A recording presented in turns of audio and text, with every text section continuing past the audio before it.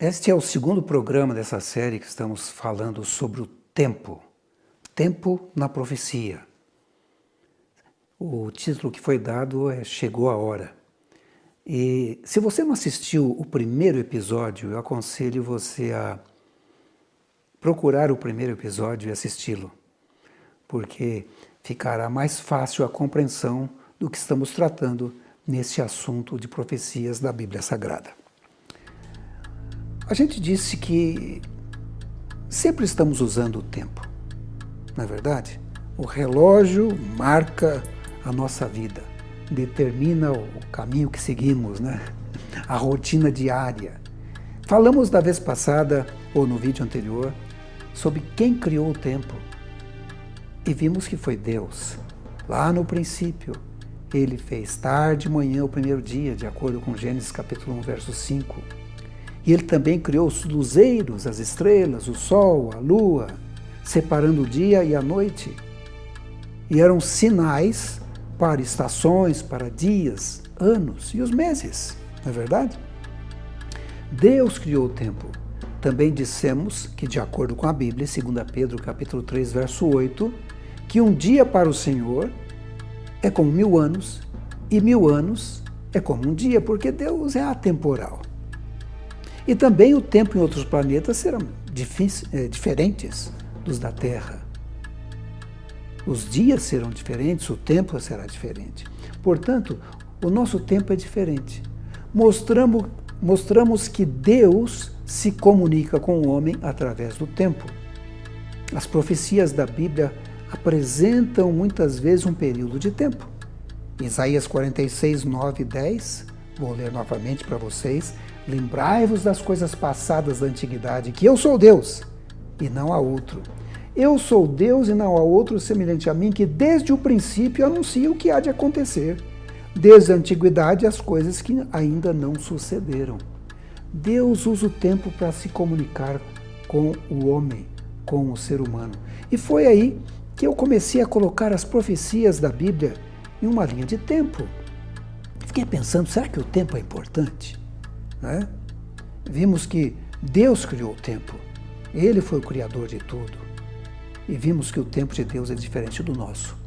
Também eu percebi que a Bíblia apresenta uma linha do tempo, não é verdade? Desde a criação e vai adiante até o livro do Apocalipse, e quando eu uso as profecias, vai avante. Ou seja, a Bíblia apresenta em sua linha do tempo o passado, o presente e o futuro. O tempo está presente na Bíblia e apresenta uma linha de tempo do planeta Terra.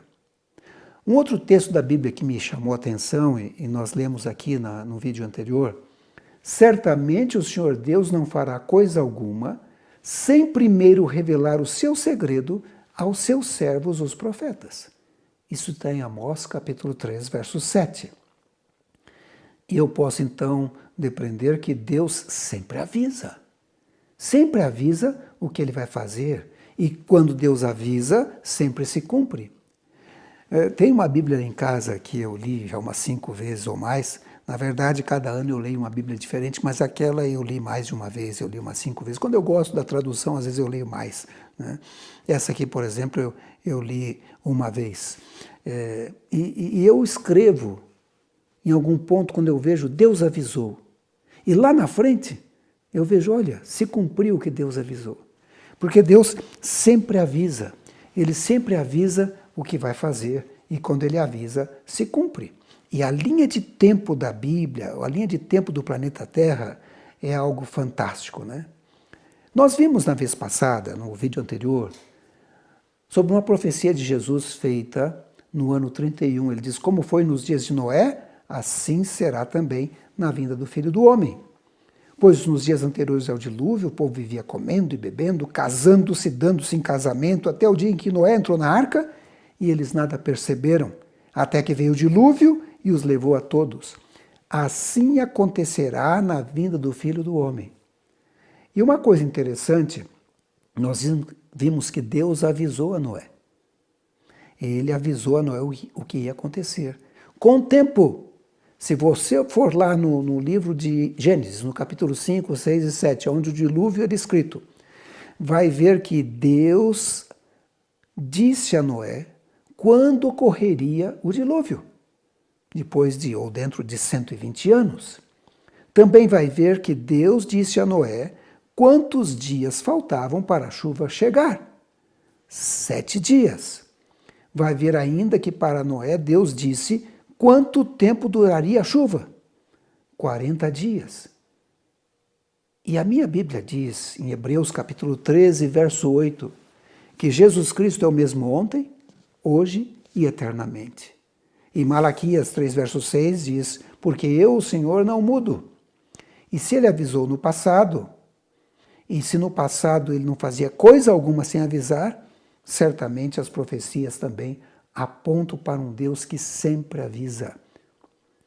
E a pergunta que eu terminei no vídeo anterior é, existe algum aviso de Deus quanto ao tempo do seu retorno? Será que existe algum aviso de Deus? Vamos iniciar hoje um novo estudo.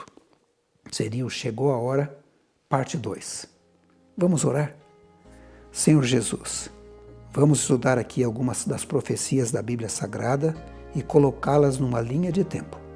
Por favor, envie o seu Santo Espírito a abrir a nossa mente e nos dar entendimento das profecias da Bíblia Sagrada. Em nome de Jesus. Amém.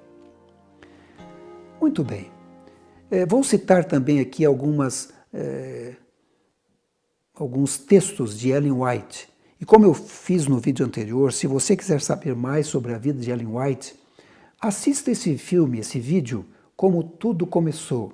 É um vídeo que conta a história da Igreja Adventista do Sétimo Dia, conta a história de Ellen White, aparece ali também Guilherme Miller, ou William Miller, e você vai ter uma ideia de como toda essa história sobre a questão das profecias, o estudo das profecias da Bíblia Sagrada e de tempo, tomou um vulto tão grande nesse período da história do planeta Terra. Tá bom? Olhe, deixe-me dizer a respeito de Guilherme Miller. Esse homem começou a estudar as profecias da Bíblia, e olhe que inicialmente ele não aceitava a Bíblia como um livro vindo de Deus, como a palavra de Deus. Ele era um ateu. E ele começou a estudar a Bíblia para provar que a Bíblia estava errada e acabou percebendo que a Bíblia estava certa. E o livro Grande Conflito, citando a história de Guilherme Miller, diz assim na página 320. Vamos ler. Com intenso interesse estudou os livros de Daniel e Apocalipse, empregando os mesmos princípios de interpretação que para as demais partes das Escrituras, e descobriu, para sua grande alegria, que os símbolos proféticos podiam ser compreendidos. Viu que as profecias já cumpridas tiveram um cumprimento literal, que todas as várias figuras, metáforas, parábolas, símiles, etc., ou eram explicados em seu contexto, ou os termos em que eram expressos se achavam entendidos literalmente. Fiquei assim convencido, diz ele, de ser a Escritura Sagrada um conjunto de verdades reveladas tão clara e simplesmente apresentadas que o viajante, ainda que seja um louco, não precisa errar. Elo após elo na cadeia da verdade recompensava seus esforços, enquanto passo a passo divisava as grandes linhas proféticas. Olha a linha do tempo aí. Anjos celestiais estavam a guiar-lhe o espírito e a abrir as Escrituras à sua compreensão. E continua dizendo o Grande Conflito, na página 323, Guilherme Miller. Outra espécie de prova que vivamente me impressionava o espírito, diz ele, era a cronologia das Escrituras. Notei que os acontecimentos preditos se haviam cumprido no passado e muitas vezes ocorreram dentro de um dado tempo. E aí ele começa a citar alguns tempos que estão na Bíblia. Vejam só, tempos que foram preditos e aconteceram naquele período de tempo. Os 120 anos do dilúvio, em Gênesis capítulo 6, verso 3. Os 7 dias que o deviam preceder com 40 dias de chuva predita, em Gênesis capítulo 7, verso 4. Os 400 anos da permanência temporária da semente de Abraão, em Gênesis 15, verso 13. Os 3 dias do sonho do copeiro mor e do padeiro mor, em Gênesis 40, de 12 a 20. Os 7 anos do faraó, em Gênesis 41, 28 a 54. Os 40 anos no deserto, de Números 14, 34. Os 3 anos e meio de fome, em 1 Reis 17, verso 1, Lucas 4, 25. O cativeiro de 70 anos, de Jeremias 25, 11. Os 7 tempos de Nabucodonosor, em Daniel 4, verso 13 a 16. E as 7 semanas, 62 semanas, e a semana perfazendo 70 semanas determinadas aos judeus, em Daniel capítulo 9, do verso 24 a 27. São tempos que limitaram acontecimentos que antes eram apenas assuntos de profecia, cumprindo-se de acordo com as predições. Cumprindo-se de acordo com as predições.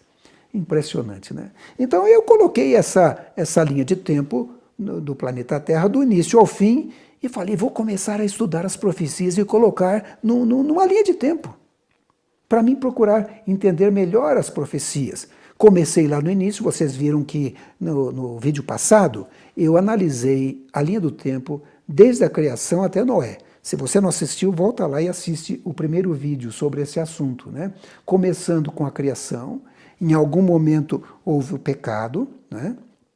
Como eu disse, alguns creem que foi dentro de um período de 33 anos e meio, como foi o período de vida de Jesus Cristo, 33 anos. Houve então, ali na questão, quando eles pecaram e tiveram que ser expulsos do jardim do Éden, uma promessa de Deus, da vinda de Jesus, e a serpente, haveria ali então um grande conflito. A serpente feriria Jesus, mas Jesus esmagaria a cabeça da serpente, né? Era o plano da redenção começando a ser trazido à tona e sendo revelado ao homem. Já em Gênesis capítulo 3, verso 15, no início da Bíblia, tão logo o homem pecou, né?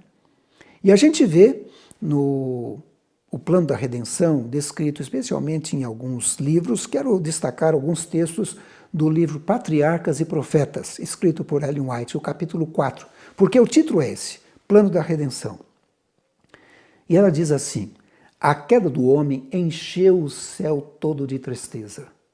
O mundo que Deus fizera estava manchado pela maldição do pecado e habitado por seres condenados à miséria e morte. Não parecia haver meio pelo qual pudessem escapar os que tinham transgredido a lei.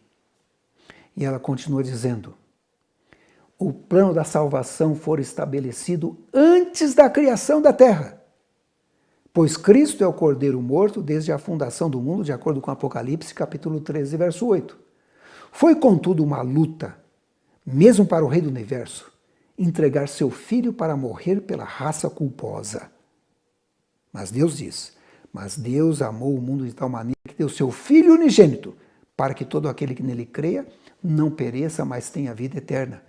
Em João 3,16. Então nós temos aqui uma linha do tempo. A linha do tempo que começa lá no Éden, com o pecado, vem passando aí por Caim e Abel. Abel ofereceu ali um cordeiro, simbolizando a Jesus Cristo também. Depois temos o tempo no deserto, o santuário, quando houve esse oferecimento de sacrifícios diários e anuais. Vemos o batismo de Jesus, depois a sua morte, né? E vemos a promessa da sua segunda vinda. E tudo isso é o plano da redenção que vai se cumprir. E aí fiquei pensando, bom, então se começou lá atrás, o fim da linha do tempo é o quê? A volta de Jesus. Vou colocar as profecias, então, nesta linha de tempo, começando lá no início e terminando ou culminando com a segunda vinda de Jesus, né? Aí vem a pergunta: quando ocorrerá a volta de Jesus? Vocês percebem que, na vez passada, no vídeo anterior, eu mostrei para vocês que os discípulos também tiveram essa mesma curiosidade, eram discípulos curiosos. Eles perguntaram: Senhor, quando ocorrerão essas coisas e que sinal haverá da tua vinda? Lá em Mateus 24. Também, se você vê em Daniel capítulo 12, depois que Jesus revela que naquele tempo Jesus vai se manifestar? Um anjo também pergunta, lá em Daniel 12, Senhor, quando ocorrerão essas maravilhas? Nota impressionante como a curiosidade, né? Eu fico pensando, será que o quando é importante? Será que o tempo é importante? Deixe-me ler aqui um texto de Ellen White no Grande Conflito, na página 370.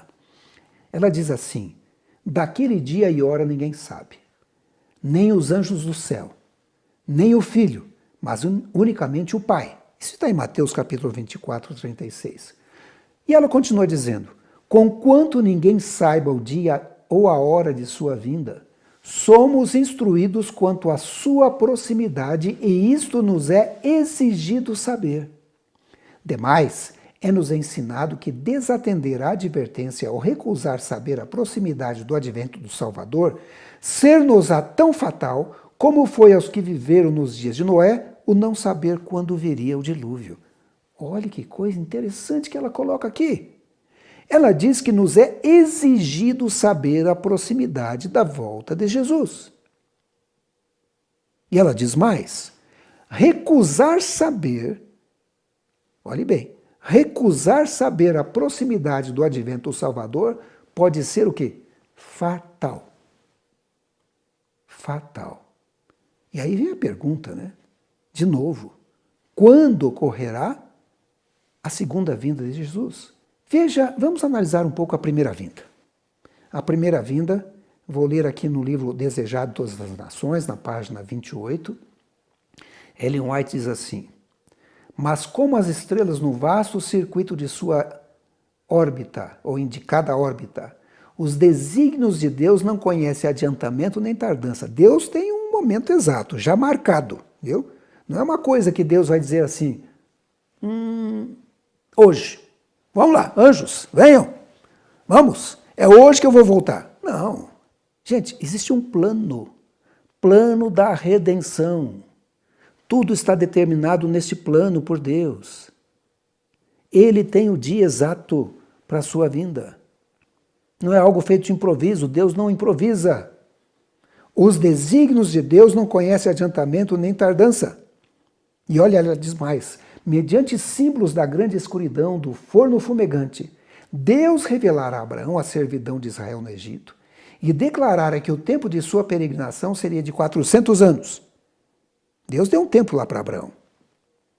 Disse para ele, sairão depois com grandes riquezas, e contra essa palavra todo o poder do orgulhoso império do faraó batalhou em vão. Naquele mesmo dia indicado na promessa divina, todos os exércitos do Senhor saíram da terra do Egito. E aí ela faz um paralelo. Assim nos divinos conselhos fora determinada a hora da vinda de Cristo, falando da primeira vinda. E quando o grande relógio do tempo indicou aquela hora, Jesus nasceu em Belém. Olha que interessante. Jesus tinha tempo para nascer. Sim, estava no plano da salvação. Tinha um dia exato para nascer. Os anjos se prepararam, teve um coral que cantou. E eles vieram naquela data específica, não é? E aí o que ela diz? No livro Mensagens Escolhidas, na página 406, volume 1 do livro Mensagens Escolhidas. Devemos compreender o tempo em que vivemos. Não o compreendemos nem pela metade. Vejam que o primeiro vídeo eu coloquei que meu primeiro estudo se chamava Em que tempo estamos vivendo? Porque eu pensei nisso aqui, sabe? Devemos compreender o tempo em que estamos vivendo. Não aprendemos pela metade. Meu coração treme dentro de mim quando penso qual o inimigo que temos a defrontar e quão pobremente nos achamos preparados para defrontá-lo. As provas dos filhos de Israel e sua atitude justamente antes da vinda de Cristo foram apresentadas repetidamente para ilustrar a posição do povo de Deus em sua experiência antes da segunda vinda de Cristo. Como o inimigo procurou toda ocasião para assumir o controle da mente dos judeus, e hoje procura ele cegar a mente dos servos de Deus a fim de que não sejam capazes de discernir a preciosa verdade. Olha, a gente tem que compreender o tempo que a gente está vivendo. É por isso que eu coloquei tudo numa linha de tempo. Vou apresentar para vocês aqui. em busca de conhecer a proximidade da vinda de Jesus Cristo. Será que ainda falta 100 anos? Será que ainda falta 50 anos? Ou será que falta apenas 10 anos? É algo a se pensar, não é verdade? Ela diz que a gente tem que compreender o tempo que está vivendo, devemos ver a proximidade, pode ser fatal se não souber, não é? No livro Grande Conflito, página 312, olha o que ela diz. No tempo do primeiro advento de Cristo, os sacerdotes e escribas da santa cidade, a quem foram confiados os oráculos de Deus, poderiam ter discernido os sinais dos tempos e proclamado a vinda do prometido. Olha só! Na primeira vinda, eles poderiam ter discernido os sinais dos tempos. Percebem isso? E ela continua dizendo, a profecia de Miqueias designou o lugar do seu nascimento. Sim, eles sabiam o lugar. Lembram lá de Herodes? Consultando, e eles dizendo, é Belém. Mas não tiveram a curiosidade de ir lá, para ver com os próprios olhos o menino Jesus. O que mais que diz aqui? Aliás, o lugar de nascimento estava predito em Miqueias, capítulo 5, verso 2. Daniel especificou o tempo em que viria, está em Daniel 9, 25. O tempo da primeira vinda foi especificado. Deus confiou essas profecias aos dirigentes judeus. Estariam sem desculpa se não soubessem nem declarassem ao povo que a vinda do Messias estava às portas. Sua ignorância era o resultado da pecaminosa negligência. Ai, ai, ai. Será que estamos negligentes hoje em dia também? E ela continua. Grande conflito, página 312. Com profundo e reverente interesse, deveriam encontrar-se a estudar o lugar, o tempo e as circunstâncias do grande acontecimento da história universal. A vinda do Filho de Deus para cumprir a redenção do homem. Todo o povo deveria ter estado a vigiar e esperar para que pudesse achar-se entre os primeiros a dar as boas-vindas ao Redentor do mundo. E aí ela traz a lição para nós. Sim, para nós hoje. Preste atenção. Oh, que lição encerra a maravilhosa história de Belém. Está em Grande Conflito, página 314.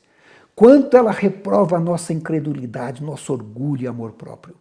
Quanto nos adverte a nos precavermos para que não aconteça que, pela nossa criminosa indiferença, deixemos também de discernir os sinais dos tempos e, portanto, não conheçamos o dia da nossa visitação. Olha, por favor, não vai cometer esse crime, indiferença, e deixar de conhecer o dia da sua e da minha visitação, a segunda vinda de Jesus. E aí vem a pergunta de novo, né? A pergunta que não quer calar. Quando vai ocorrer a volta de Jesus? O discípulo estava curioso, o anjo em Daniel 12 estava curioso, e eu estou curioso, e de repente você também está curioso, né?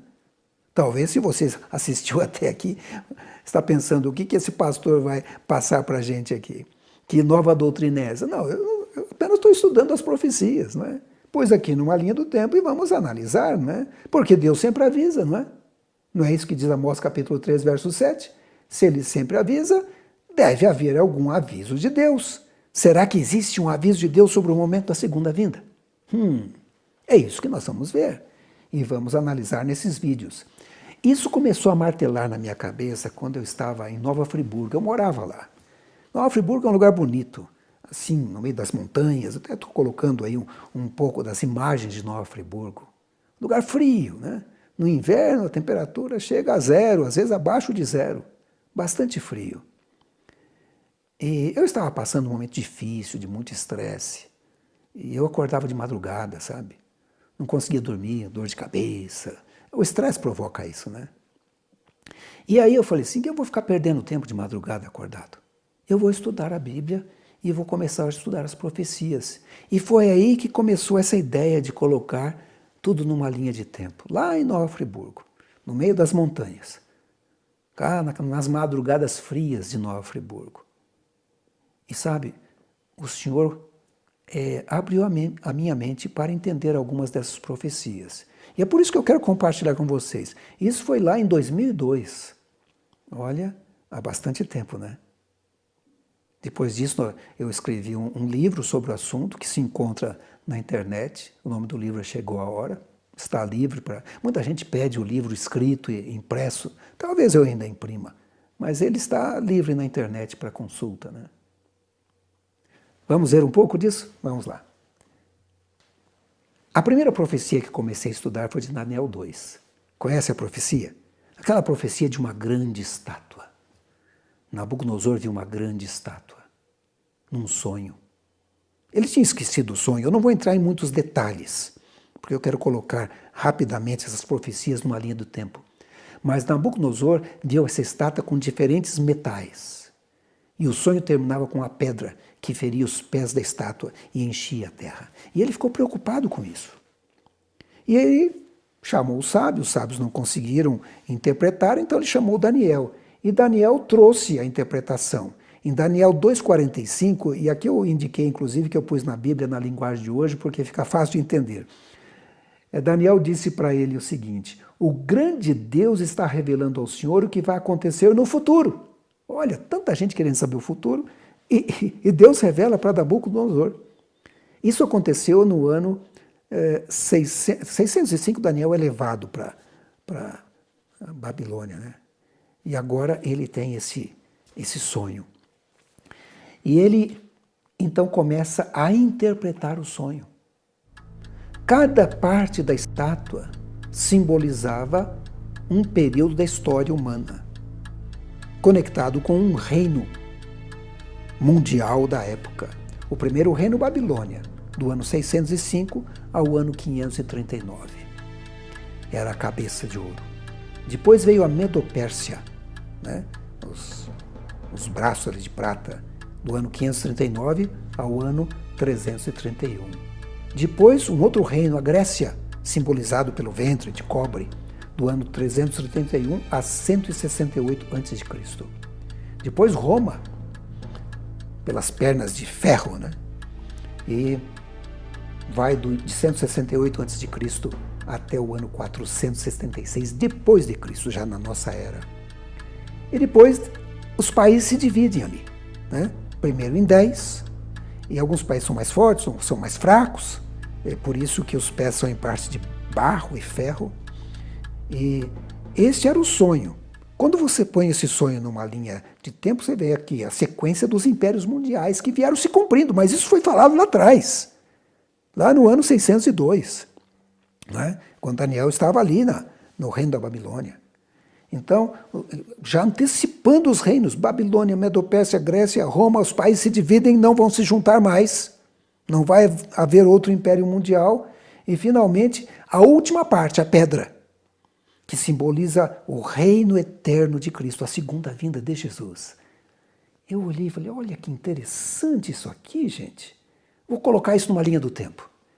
Então, nós temos aqui a criação, no início, a volta de Jesus, e Daniel 2 mostra, a partir do ano 605, com Babilônia, o primeiro reino, Medopérsia, o segundo, a Grécia, o terceiro, Roma, no ano 476 depois de Cristo, os países se dividem, e aí ficaria faltando só a última parte, a volta de Jesus. Essa é uma profecia cumprida, só está faltando a última parte. E a última parte é a segunda vinda de Cristo. Ou seja, desde o ano 476, quando os países se dividiram, o povo de Deus está esperando a segunda vinda de Cristo em algum momento. Olha que interessante. Cristo não podia ter voltado antes desse período, porque a profecia já estava profetizada e distribuída, na verdade. Então, quando eu olho Daniel 2, eu fico pensando, puxa, de 476 até agora, já se passaram mais de 1,5 milênio. A gente está vivendo muito pouco tempo antes da volta de Jesus. Ele está se aproximando, não é verdade? E lá Ellen White diz que nós devemos conhecer a proximidade da volta de Jesus. Vamos ver uma nova profecia. Aliás, eu devo dizer para vocês que profecia é história escrita antecipadamente. Deus revela Deus avisa o que vai acontecer. A próxima profecia que eu fui estudar foi a de Daniel, capítulo 7. Aparecem uns animais estranhos, né? Mas é muito interessante também. Na verdade, é a mesma sequência histórica com alguns detalhes a mais. Também tem ali o leão, simbolizando a Babilônia, que na primeira profecia era simbolizado por uma cabeça de ouro. Tem um urso, que é a Medo-Pérsia, que na primeira profecia era simbolizado pelos peitos e braços de prata. A Grécia, agora simbolizado por um leopardo, com mais detalhes, tinha 4 cabeças, simbolizando a divisão do império em 4, né? Conectado com o ventre de bronze. Roma, um animal terrível, espantoso, mas o ferro está presente também nas unhas, nos dentes, né? Conectado com as pernas de ferro. E, finalmente, a Europa dividida, né? São ali os chifres na cabeça desse Império Romano, aí se divide, né? Os pés, a Europa dividida também está presente ali. Mas aparece um período de tempo aqui diferente, que não pode ser deixado de lado. Em Daniel capítulo 7, 25, diz que os santos lhe serão entregues nas mãos por um tempo, 2 tempos e metade de um tempo. Isso significa 3 anos e meio, que em profecia é 1.260 dias ou 1.260 anos. E aqui diz de um poder que tomaria forma, né, cresceria, e esse poder duraria esse período. Esse período foi a Igreja Papal medieval, a Igreja Católica Romana medieval. Naquele período, a Igreja teve um poder tremendo. E esse período estaria determinado apenas um período determinado de tempo, 1.260 anos. Quando o bispo de Roma foi nomeado o líder de todas as igrejas pelo imperador Justiniano, no ano 538, começou a contagem desse tempo. Então, esse tempo deveria terminar no ano 1798. Veja como é que a profecia é exata, né? No ano 538, o bispo de Roma é nomeado papa, e agora o líder das igrejas. Em 1798, ele deveria deixar de ser o papa. E foi o que aconteceu. Napoleão Bonaparte, através do general Berthier, invadiu o local ali onde vivia o pontífice, e ele foi preso e foi deposto. Ele só foi restaurado ao poder plenamente em 1929 com o Tratado de Latrão. Mas isso está profetizado também numa outra profecia em Apocalipse, capítulo 13. Então, vejam vocês, aqui é um período de 1.260 anos. Quando você olha na linha do tempo a profecia de Daniel 7, a gente percebe então o leão, o urso, o leopardo, o animal terrível e espantoso, cada um é simbolizando um reino. Babilônia, Medo-Pérsia, Grécia, Roma. Aí os países se dividem, são os 10 chifres na cabeça desse animal terrível e espantoso, mas aparece aqui um chifre pequeno, um poder, chifre significa poder, era o poder religioso, que permaneceu naquela época, pondo reis, depondo reis, e realmente a coisa foi difícil, e isso duraria 1.260 anos, ou dias proféticos, que foi do ano 538 a 1798. Interessante que depois de 1798, falta uma parte da profecia para se cumprir. É justamente o julgamento e a segunda vinda de Jesus. Olha só, essa profecia é uma profecia cumprida, faltando apenas essa parte final da volta de Jesus. Jesus não poderia ter voltado antes de 1798. Já estava predito. Havia um período de tempo aqui. Veja que nós estamos nos aproximando da nossa época, 2021, que é quando eu estou gravando isso aqui. Nós estamos se aproximando, não é verdade? Bom, eu continuei os meus estudos, né? Eu vi também que Daniel 7, por Daniel 7, nós estamos vivendo pouco tempo antes da volta de Jesus. Estamos no período do julgamento, aguardando a segunda vinda de Cristo. E aí eu fui estudar Daniel 8, Daniel 9, onde aparece uma grande linha de tempo, muito grande, né? O que aparece lá? É basicamente a mesma coisa, com um jeito diferente de indicar e com alguns dados a mais. Babilônia já não existia mais, então aparece aí a Medo-Pérsia em forma de um carneiro, a Grécia em forma de um bode, e aparece Roma pagã e Roma papal na forma de um chifre, né? Sempre chifre indica poder.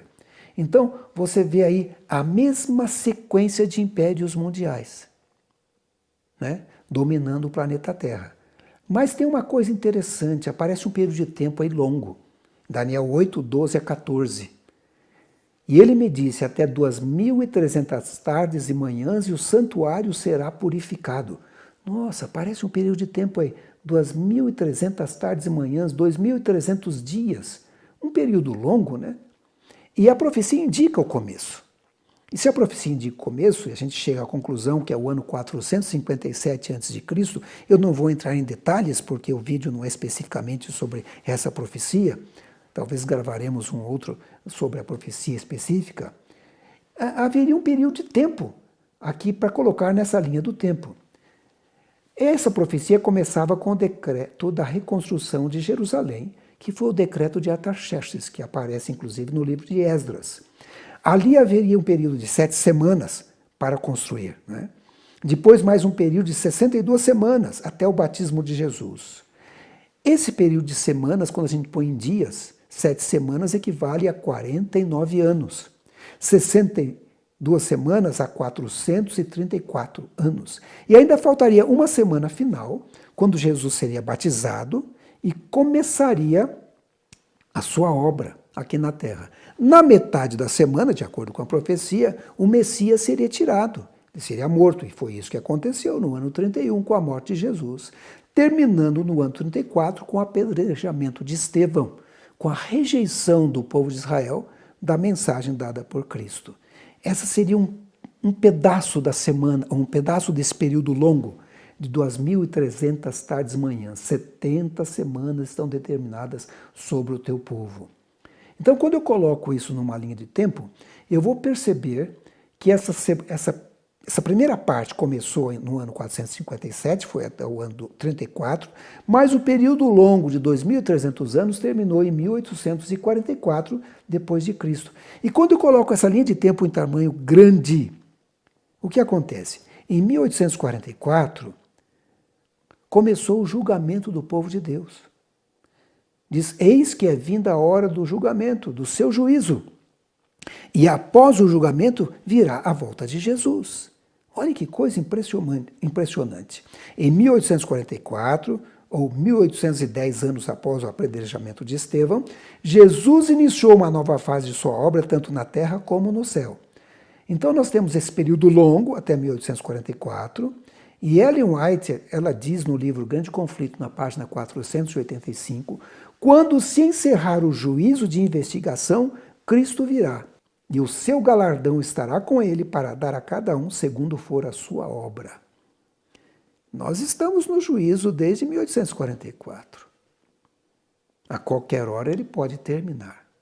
E aí eu fiquei pensando, quando eu coloco essas profecias de Daniel 2 numa linha do tempo, e percebo que desde o ano 476 estamos aguardando a parte final da profecia. Quando eu coloco Daniel 7 e percebo com todos os detalhes que estamos depois de 1798 aguardando a volta de Jesus, eu coloco Daniel 8 e 9 e percebo que desde 1844 estamos aguardando o julgamento que está ocorrendo até o fechamento da porta da graça.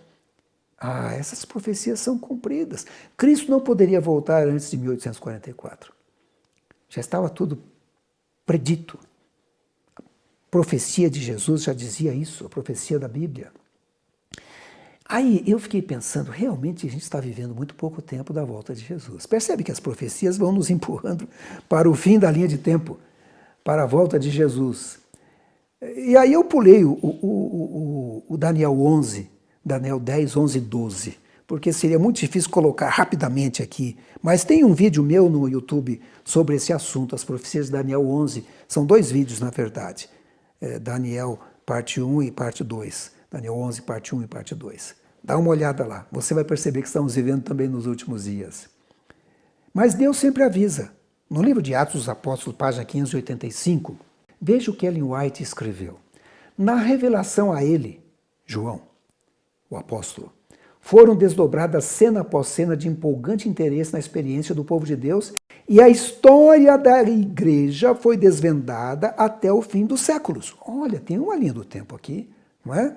Sim, é a primeira profecia de Daniel, ou de Apocalipse, a primeira profecia de Apocalipse, Apocalipse 2 e 3, onde aparecem as 7 igrejas do Apocalipse. Nós temos aqui as igrejas, né? E nós vemos ali Jesus andando entre as igrejas, presente em cada período da história. E Ellen White diz no livro Atos dos Apóstolos, os nomes das 7 igrejas são símbolos da igreja em diferentes períodos, tempo, da era cristã. O número 7 indica a plenitude e simboliza o fato de que as mensagens se estendem até o fim do tempo. Vai até o fim da linha. Interessante. Enquanto os símbolos usados revelam o estado das igrejas, ou da igreja, nos diversos períodos da história do mundo. Muito bem, 7 igrejas, 7 períodos da igreja cristã. E os símbolos indicando o estado, a condição das igrejas em cada período da história. Então nós temos aí as igrejas: Éfeso, desejável; Esmirna, mirra; Pérgamo, exaltação; Tiatira, cheiro suave; Sardes, cantos de alegria; Filadélfia, amor fraternal; e Laodiceia, a última, julgamento do povo. Olhe que interessante, não é? E aí eu comecei a colocar essas igrejas na minha linha do tempo. A primeira igreja, a igreja de Éfeso, foi do ano 31 ao ano 100, depois de Cristo. Depois vem Esmirna, do ano 100 ao ano 313. A terceira igreja, Pérgamo, do ano 313 ao ano 538 da nossa era. Depois Tiatira, do ano 538 ao ano 1560. Depois Sardes, do ano 1560 a 1798. Depois a igreja de Filadélfia, que vai de 1798 a 1844. E de 1844 até o fim da linha nós temos a igreja de Laodiceia. Nós estamos vivendo no período da última igreja. Não vai ter outra igreja depois dessa. Pelo menos aqui nessa linha de tempo. Veja que coisa impressionante, não é? Chegamos ao final da linha, com essa profecia de Apocalipse, capítulo 2 e 3. Essa é uma profecia cumprida. Estamos vivendo muito pouco tempo antes da volta. Jesus vai voltar durante esse período, o período da igreja de Laodiceia. E quando eu coloco aqui na minha linha do tempo, eu tenho que dizer, estamos vivendo pouco tempo antes da volta de Jesus. Mas vamos ver mais uma profecia, a profecia de Apocalipse, capítulo 6 a 8, onde aparecem os 7 selos do Apocalipse. Uma coisa interessante, cada selo também tem um simbolismo e também pode ser colocado numa linha do tempo. O primeiro selo, que é esse primeiro cavalo, então é o primeiro século, vai até o final do ano 100. O segundo selo, que é um outro cavalo, diferente, com cor diferente, ele vai no segundo século, até o Edito de Milão, no ano 313. Eu não estou entrando em detalhes, porque não temos tempo. Depois temos um cavalo aqui, já meio lá, meio cá, né? No terceiro século do Edito de Milão, até o estabelecimento do papado. A igreja vai ficando doente, sabe? Por isso que os cavalos vão mudando de cor. A coisa vai ficando feia. E quando chega no cavalo número 4, o quarto cavalo, ele está amarelo, doente, né? Doente. A igreja está doente. Vai do ano 538 até o tempo da Reforma. São períodos da igreja, períodos do povo de Deus, né? Depois nós temos aqui o quinto selo, é a perseguição, né? Quantos cristãos foram mortos, perseguidos na Inquisição? Foi o período da Reforma. Depois do sexto selo, nós temos aqui de 1755 até a vinda de Cristo, e aparecem alguns sinais também descritos nos selos. Sinais importantes que se cumpriram. Olha só, Apocalipse 6, 12 e 13, vou demorar um pouco mais nesse aqui. Diz assim, e havendo aberto o sexto selo, olhei e eis que houve um grande tremor de terra. O sol tornou-se negro como saco de silício, e a lua tornou-se como sangue, E as estrelas do céu caíram sobre a terra, como quando a figueira lança de si os seus figos verdes, abalada por um vento forte. Essas profecias se cumpriram. Por exemplo, eis que houve um grande temor na terra. Essa profecia se cumpriu no dia 1º de novembro de 1755, com o grande terremoto de Lisboa, dentro dessa linha de tempo que temos aqui. O sol tornou-se negro como o saco de silício, também se cumpriu, em 19 de maio de 1780. O sol se escurecendo, um dia escuro, inexplicável. Era o meio do dia quando escureceu e só foi voltar no outro dia. Uma coisa impressionante, inexplicável. A lua tornou-se como sangue. Também no mesmo dia, no 19 de maio de 1780, a lua apareceu, mas bem vermelha. Um sinal divino. As estrelas do céu cairão sobre a terra. E realmente caíram. Profecia cumprida no dia 3 de novembro de 1833.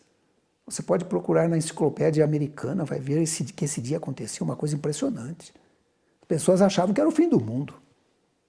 Mas era um sinal do tempo do fim.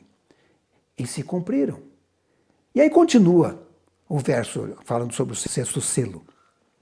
E o céu retirou-se como um livro que se enrola, e todos os montes e ilhas foram removidos dos seus lugares. E os reis da terra, e os grandes, e os ricos, e os tribunos, os poderosos, e todo servo, e todo livre, se esconderam nas cavernas e nas rochas das montanhas, e diziam aos montes e aos rochedos: caí sobre nós, escondei-nos do rosto daquele que está sentado sobre o trono, e da ira do Cordeiro, porque é vindo o grande dia de sua ira, e quem poderá subsistir? Aqui já é o finalzinho, é a volta de Jesus. Então vejam, Cristo vai voltar agora no sexto selo. Sim, porque o sétimo selo já é a volta de Jesus. Entenderam? Que coisa impressionante. Na verdade, o sétimo selo está em Apocalipse 8, capítulo 1, diz assim: e havendo aberto o sétimo selo, fez-se silêncio no céu por quase meia hora. Outro período de tempo que aparece aqui. Também posso ter explicado esse período de tempo, não vou falar sobre ele hoje. Mas vejam vocês, nós estamos aqui vivendo na nossa linha do tempo. Vou colocar aqui os selos. Vocês vão ver aí os 7 selos. Os 4 primeiros são os cavalos com diferentes cores, a perseguição, e ali temos os sinais, né? O dia escuro, a queda das estrelas. E aí, no meio dali, vai acontecer a volta de Jesus. Nós estamos aqui em 2021, em uma transição entre o sexto selo e o sétimo, porque o sétimo é a volta de Jesus. Veja, nós estamos muito próximo da segunda vinda de Jesus. Estamos vivendo aqui no meio, são profecias que já se cumpriram, e se cumpriu até aqui em 2021, certamente vão se cumprir o restante. Na verdade, falta pouca coisa para se cumprir essas profecias. Não é? Por isso que eu fui colocando numa linha do tempo essas profecias, para a gente colocar na mente que a gente está vivendo nos últimos dias. E é possível entender? Ellen White diz no livro Testemunhos para a Igreja, volume 4, na página 592, pela investigação meticulosa das profecias, entendemos onde estamos na história do mundo. Sabemos com certeza que a segunda vinda de Cristo está próxima. O resultado dessas investigações deve ser trazido perante o mundo através da imprensa. E agora através do vídeo, né? Vocês estão assistindo aqui. Mas percebam que ela diz que quando você investiga meticulosamente as profecias, você entende aonde a gente está vivendo na história do mundo e pode saber que estamos muito próximo da segunda vinda de Jesus. Não é impressionante, né? Olha, eu quero ler esse texto para vocês. Está em Atos capítulo 17, 30 a 31. Ora, não levou Deus em conta os tempos de ignorância. Agora você está aprendendo, né? Você não está mais ignorante sobre isso. Agora, porém, notifica aos homens que todos, em toda parte, se arrependam. Tem que mudar de vida. Se preparar para a volta de Jesus. Porquanto estabeleceu um dia em que há de julgar o mundo. Na verdade, o julgamento já começou. E vai chegar um momento que ele vai voltar. Com justiça, por meio de um varão que destinou e acreditou diante de todos, ressuscitando-o dentre os mortos. Deus estabeleceu um dia, e você vê que a coisa vem se cumprindo à risca, numa linha do tempo perfeita. Porque Deus, vou relembrar e ler de novo, Amós 3, verso 7. Certamente o Senhor Deus não fará coisa alguma, sem primeiro revelar o seu segredo aos seus servos, os profetas. Ele sempre revela. Deus sempre avisa. E quando ele avisa, que se cumpre, né? Sempre se cumpre. Agora, será que existe algum aviso de Deus quanto ao tempo do seu retorno, assim? Alguma coisa a mais? Algum dado mais que seria importante a gente continuar estudando? Porque a gente aprendeu nesse estudo de hoje, no Grande Conflito, na página 370, Ellen White dizendo, conquanto ninguém saiba o dia ou a hora de sua vinda, somos instruídos quanto à sua proximidade, e isto nos é exigido saber. Tem que saber. Está aqui. E mais, ela diz no Serviço Cristão, página 77, os que se colocam sob a direção de Deus, para ser por ele guiados, compreenderão a constante corrente dos acontecimentos que ele ordenou. Se você se coloca sob a direção de Deus, você pode compreender esses acontecimentos e saber com antecedência sobre a segunda vinda de Jesus, a proximidade da vinda de Jesus. Será que existe alguma coisa mais para estudar? A gente chegou aqui muito próximo, não chegou? Né? Você vê que, inclusive, a igreja de Laodiceia é a última. O sexto selo, estamos dentro dele, aguardando só a parte final do sexto selo para a segunda vinda de Cristo. Será que é possível determinar ainda mais a proximidade da volta de Jesus? É. E eu vou mostrar isso no próximo vídeo. E para encerrar hoje, tome a decisão de se preparar para a vinda de Jesus. Está muito próxima. Seria muito triste a gente chegar agora no final da linha do tempo e você se perder. Tome a decisão. Prepare-se. Estude a Bíblia Sagrada com oração. Se entregue a Jesus. Abandone a velha vida e peça que o Espírito Santo lhe dê uma vida nova. E se você está no caminho, não desista. Nós estamos quase no finalzinho. A gente vai continuar estudando esse assunto num terceiro vídeo. E vou mostrar para vocês como a gente pode mostrar que estamos vivendo muito próximo da segunda vinda de Jesus. Mais próximo ainda, hein? Olha só, vamos colocar numa linha de tempo mais alguns dados que podem nos levar a perceber que estamos vivendo muito próximos da vida de Jesus. Gostaria de orar com você antes de encerrar o estudo deste vídeo. Vamos fechar os nossos olhos e vamos orar.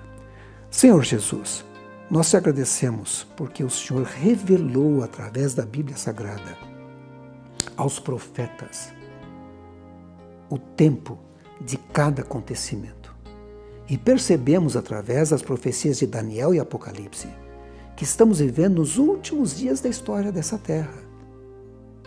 É impressionante como os sinais e as profecias demonstram isso. E os teus filhos que estão assistindo a este programa, e eu também, queremos estar preparados para a tua vinda. Opera esse milagre em nossa vida, nos transforme, por tua graça e por tua misericórdia. Continue colocando fé em nossa vida, sabedoria em nossa mente. Nos ajude a compreender o tempo em que estamos vivendo. Estamos vivendo no fim. Colocamos nossa vida em tuas mãos e te pedimos em nome de Jesus. Amém. Eu lhe convido a assistir o próximo vídeo. É o terceiro da série. Se não assistiu o primeiro, volte lá e assiste o primeiro vídeo dessa série. Até o nosso próximo encontro.